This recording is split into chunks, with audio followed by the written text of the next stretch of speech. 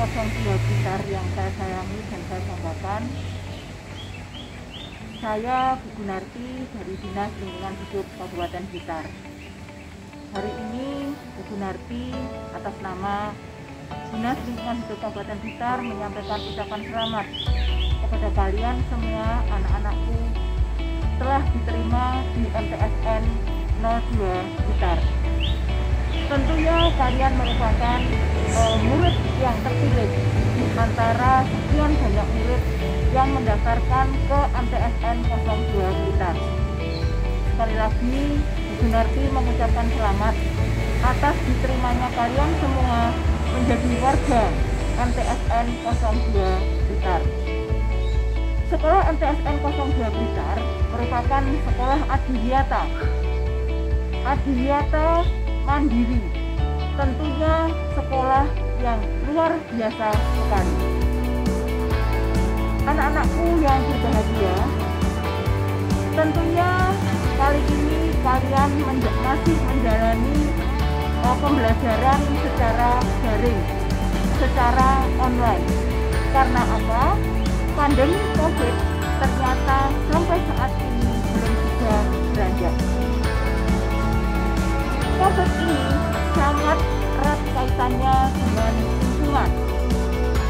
COVID ini apabila lingkungan kita bersih, lingkungan kita teratur, tentunya penyebaran COVID ini dapat kita hindari, kita cegah supaya COVID ini tidak menyebar kemana-mana.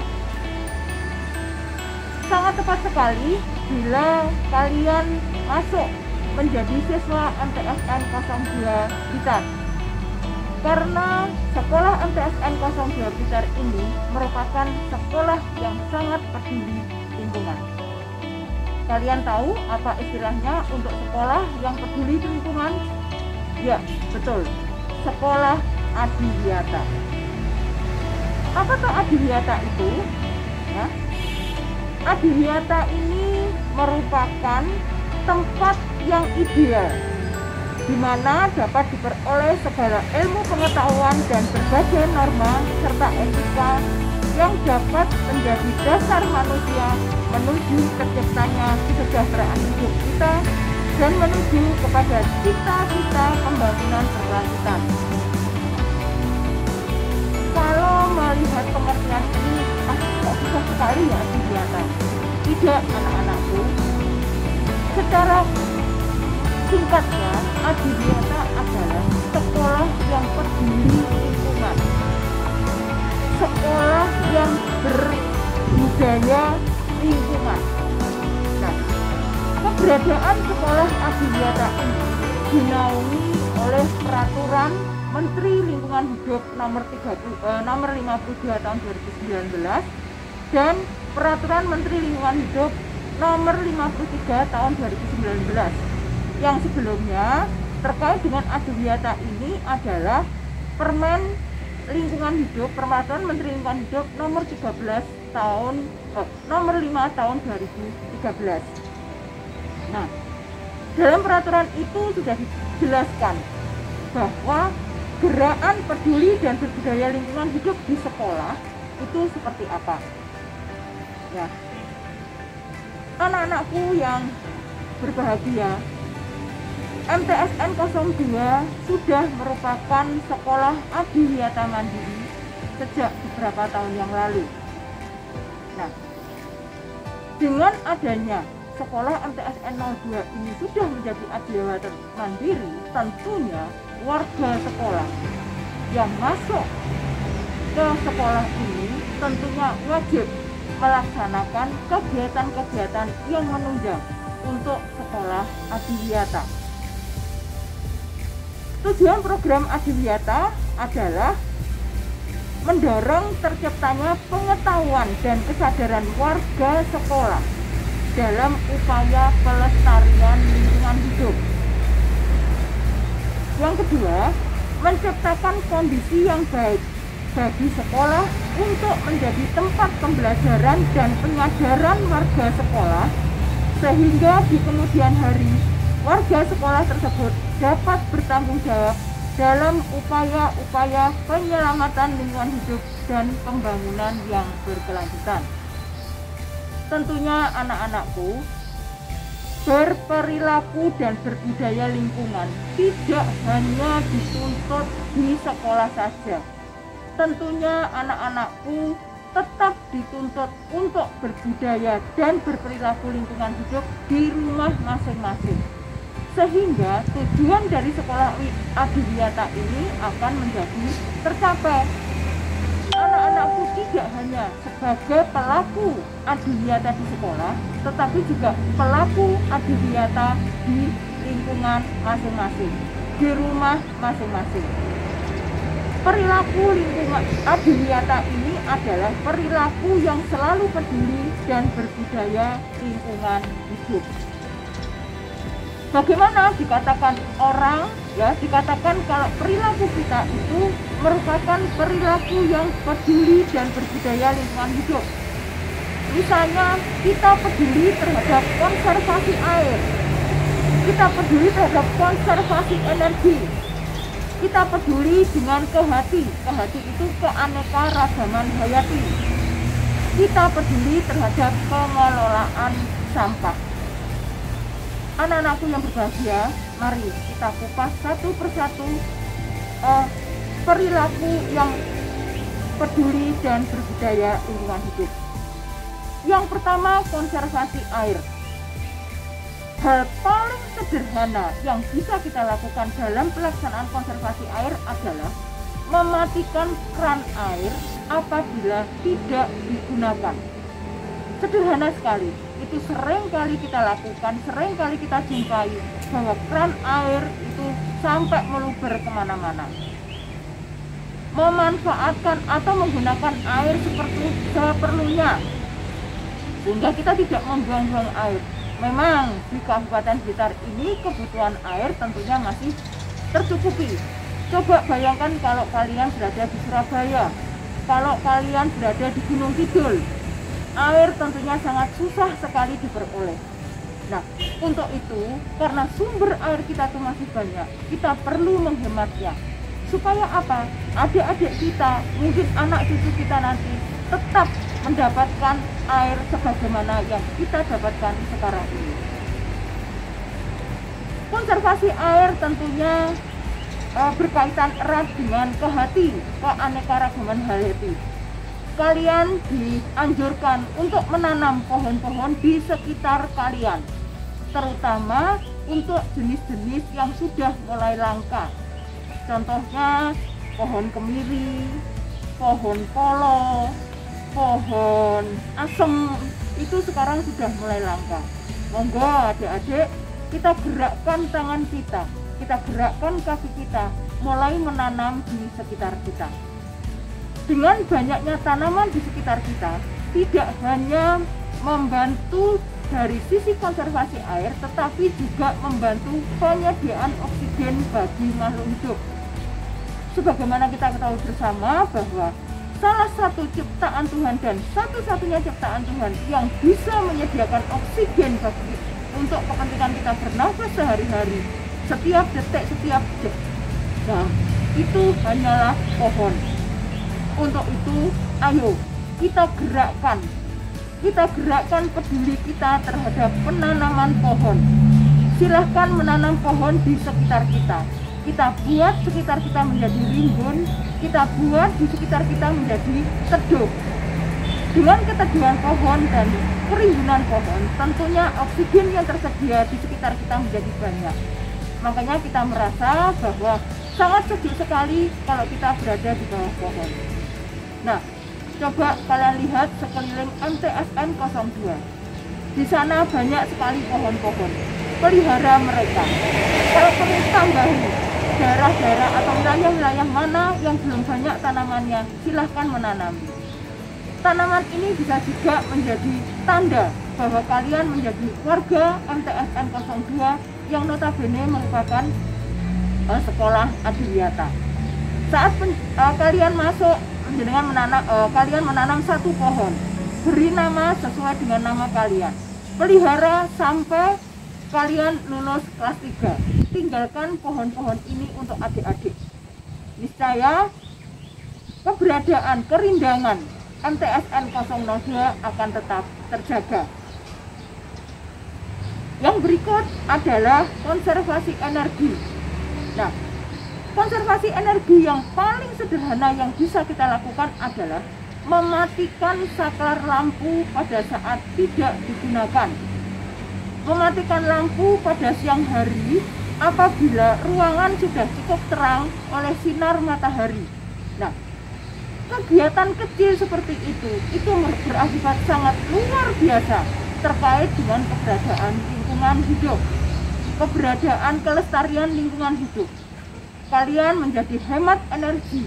Kalau kalian hemat energi, tentunya kincir angin atau pembangkit listrik itu tidak akan terlalu banyak mengekspor energinya, tidak terlalu banyak mengekspor kekuatannya, dan itu bisa menghemat air yang digunakan.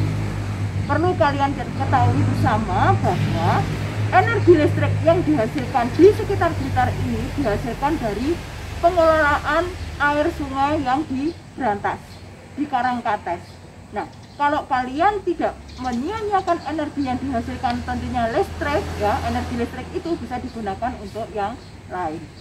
Ya, mulailah dari sekarang. Apabila kalian menemukan saklar lampu yang masih menyala pada siang hari, matikan. Matikan segera peralatan listrik yang tidak dipakai. Ya, misalnya lihat TV. Nah, kalau memang tidak ditonton, ya silahkan mematikan. Ya, itu kegiatan sehari-hari yang kalian benar-benar seorang yang peduli dan berbudaya lingkungan. Nah, tidak kalah pentingnya adalah sampah. Sampah selalu ada di sekitar kita. Sampah ada karena perilaku kita. Kitalah penyebab sampah. Nah, kita tidak hanya berhenti pada sampah itu timbul, tetapi yang sangat perlu ada bagaimana mengelola sampah itu menjadi berkah. Sampah tentunya tidak bisa kita hindari, tetapi yang penting adalah sampah wajib dikelola. Bagaimana cara mengelola sampah? Ada 3 cara, yaitu 3R, simbolnya seperti ini: reduce, reuse, dan recycle. Urutan ini tidak boleh dibolak-balik. Yang pertama, reduce. Reduce itu adalah mengurangi sampah. Tolong kalian kalau menggunakan sesuatu meminimalisir sampah. Contoh, kalau kalian mau minum, jangan minum di dalam air dalam kemasan, tetapi memakai gelas. Kalian membawa minum memakai tumbler. Kalian minum dari galon, bukan dari minuman yang kemasan. Kemudian kalian kalau belanja, ya belanja atau mungkin beli buku dan sebagainya, jenengan bawa tas sendiri, sehingga kalian akan mengurangi sampah kresek, sampah plastik seperti itu. Kalian makan tidak menggunakan piring yang sekali pakai langsung buang, tetapi kalian memakai piring beling yang nantinya bisa dicuci, dipakai kembali. Nah, kegiatan-kegiatan yang mengurangi sampah ini sehingga walaupun kita menghasilkan sampah, tetapi kita wajib menguranginya, ya, wajib menguranginya. Syukur-syukur meniadakan, ya, itu reduce. Kemudian reuse, menggunakan kembali. Seandainya sampah tidak bisa kita hindari, tentunya sampah itu bisa kita gunakan kembali. Contoh, kemasan gelas kertas, ya. Kalau misalnya kita nggak punya gelas beling, adanya gelas kertas ini bisa kita gunakan kembali sebagai tempat pensil, sebagai tempat pernik-pernik kita, terutama untuk yang cewek-cewek itu, ya.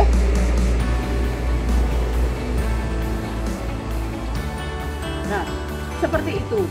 Kemudian botol Kalau kalian tidak bisa menghindari pemakaian minuman dalam kemasan, misalnya dalam botol, botol itu bisa digunakan untuk yang lain, ya, digunakan untuk yang lain.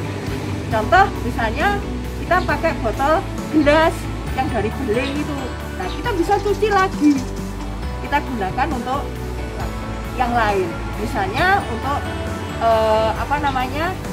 pernik-pernik, kerajinan dan sebagainya, seperti itu. Itu reuse ya, reuse. Kemudian yang terakhir adalah recycle, mendaur ulang. Ya, reuse itu contoh reuse lagi, misalnya kita tidak diperkenankan memakai tisu, tetapi kita memakai serbet. Nah, kalau sudah kotor kita cuci kembali, ya, seperti itu. Kemudian recycle, ya, mendaur ulang. Nah, pendauran ulang sampah ini yang sangat banyak dilakukan adalah untuk sampah organik.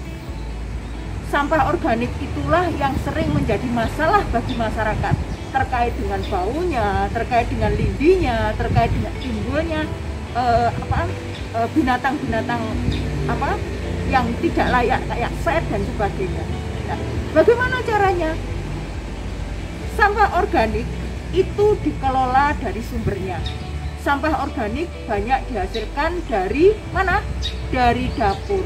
Ya, ibu-ibu kalian sarankan bahwa sampah organik yang dihasilkan terkait dengan kegiatan memasak itu bisa dipisahkan tersendiri, kemudian kita buat pupuk organik.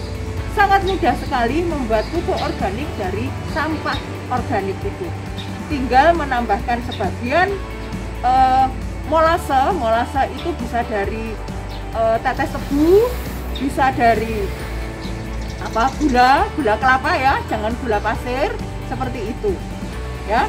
Kemudian dicampur dengan air dan kita biarkan sedemikian sehingga terjadi fermentasi di bahan organik itu dan selanjutnya bisa digunakan, ya. Nanti ke depan terkait prakteknya bagaimana cara pembuatan pengelolaan sampah 3R ini, tentunya pihak sekolah bisa bekerja sama dengan DLH untuk memberikan pengertian atau praktek, ya, terkait dengan pengelolaan sampah ini, ya. Kemudian daur ulang plastik. Nah, kalian tentunya sekolah itu tidak terlepas dari permen, ya, dari permen, mungkin minuman kopiko, permen, minuman yang di saset-saset itu loh. Nah, seperti itu. Bekas-bekas seperti itu, bungkus-bungkus seperti itu tentunya bisa digunakan atau didaur ulang menjadi ekobrik. Lah, apalagi ini ekobrik. Ekobrik adalah pemanfaatan sampah plastik yang dimasukkan ke dalam botol plastik minuman, ya, sedemikian rupa ditekan-tekan dengan volume minimal sepertiga dari volume botol. Contoh, misalnya botolnya volumenya 1,5 liter, berarti berat minimal dari ekobrik itu adalah 500 gram. Kalau 600 mili berarti 200 gram, seperti itu. Kita tekan-tekan dengan catatan kondisi dari plastik ini harus kering, tidak boleh basah dan bersih. Semuanya, baik kresek, bungkus-bungkus permen, bungkus-bungkus minuman, bungkus sampo, monggo, bungkus bumbu-bumbu, silahkan memasukkan dalam botol itu, ditekan-tekan sedemikian rupa, kemudian ditutup. Nah, penggunaan ekobrik ini berkelompok, artinya ekobrik ini dikumpulkan, bisa digunakan menjadi diikat, digabung sedemikian rupa, bisa menjadi dingklek atau meja, bisa juga untuk pembatas taman dan sebagainya. Malahan ada salah satu kepala daerah di Jawa Barat itu yang menggunakan ekobrik ini sebagai tembok, sebagai pembatas ruangan, dan luar biasa, sangat artistik sekali. Silahkan kalian lihat di Google ya, bagaimana pemanfaatan EcoBrick ini. Banyak sekali manfaatnya. Kalau Bu Gun boleh bilang EcoBrick ini adalah menyelesaikan masalah tanpa masalah, kayak Pegadaian, terhadap keberadaan sampah plastik. Ya. Adik-adik, tadi sudah dikenal dengan pemilahan sampah 3R. Nah, bagaimana dengan keberadaan bank sampah? Adik-adik yang berbahagia, tentunya sampah yang kita hasilkan tidak semua sampah itu tidak mengandung nilai ekonomi. Contohnya kertas, ya, kertas, kemudian kotak kue, ya, itu semua bisa dijual. Nah, pewadahan penjualan itu dikenal dengan namanya bank sampah. Kalau zaman lampau namanya apa? Tukang rombeng. Sekarang istilah milenialnya adalah bank sampah. Karena apa? Sistemnya dari bank sampah ini kayak bank-bank bank-bank lainnya, bank-bank uang ya. Ini kita juga menabung. Dan ini cukup ajaib. Kalian menabung dalam bentuk sampah, keluarnya akan bentuk uang seperti itu. Monggo nanti ke depan silahkan menghubungi DLH MTSN 02 dalam pembinaan bank sampah. Adik-adik yang berbahagia, tadi Bu Gun sudah menyampaikan bahwa orang atau anak-anak yang adiwiyata adalah anak-anak yang berperilaku dan berbudaya lingkungan hidup. Bagaimana cirinya? Yaitu orang yang melaksanakan tadi apa? Konservasi air, konservasi energi, keanekaragaman kehati, dan yang terakhir adalah pengelolaan sampah. Oke? Pengelolaan sampah ada 3, yaitu reduce, reuse, recycle. Ya, itu merupakan ciri-ciri dari warga adiwiyata. Satu hal adik-adikku, bahwa kita kenal dengan styrofoam. Nah, sebagai warga adiwiyata, sebagai anggota adiwiyata, tentunya hilangkan kebiasaan memakai styrofoam. Karena styrofoam itu adalah salah satu benda yang tidak bisa terdaur ulang oleh alam. Pembuatannya juga mengandung polusi, setelah dipakai pun juga mengandung polusi. Untuk itu, mulai sekarang, ayo kita sama-sama menghindari pemakaian styrofoam. Anak-anakku yang berbahagia, itu terkait dengan penjelasan Bu Gunarti terkait dengan sekolah adiwiyata. Ada apa? Jargonnya ya. Adiwiyata, kalian menjawab bisa. Kabupaten Blitar, sejahtera bersama, maju bersama, sejahtera bersama. Jawa Timur, jaya, jaya, luar biasa. Nah, itu adalah jargon dari sekolah adiwiyata. Kita ulang ya. Adiwiyata bisa. Kabupaten Blitar, maju bersama, sejahtera bersama. Jawa Timur, jaya, jaya, luar biasa. Demikian adik-adikku warga MTSN 002 Blitar, sekilas tentang sekolah adiwiyata. Semoga penjelasan Ibu ini bisa menggugah niat dan keinginan kalian tetap mempertahankan MTSN 02 Blitar